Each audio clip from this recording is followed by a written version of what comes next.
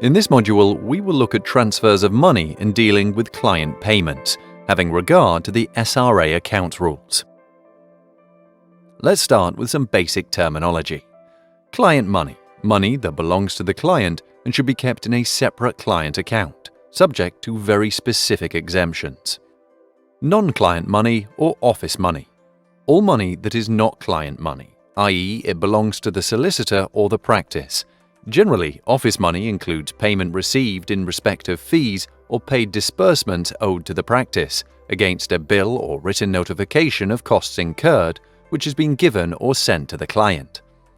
Fees means your own charges or profits costs, including any VAT element, for the legal and other professional services that you provide that are regulated by the SRA, and includes, where appropriate, acting as a trustee or as the holder of a specified office or appointment.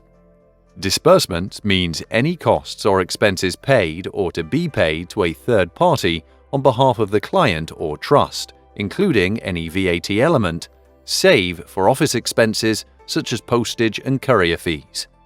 Costs means the solicitor's fees and disbursements. When transferring money between accounts, you should first check whether a withdrawal from the client account is allowed by the rules. In most cases, a transfer of money from a client account to office account occurs in any of the following situations: full or partial reimbursement of money paid by solicitor for the client, transfer of office money in mixed payment, payment for solicitor's costs. So let's look at an example.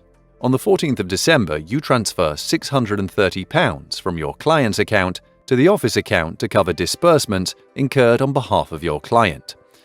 You are currently holding £1,200 on the client account on behalf of that client.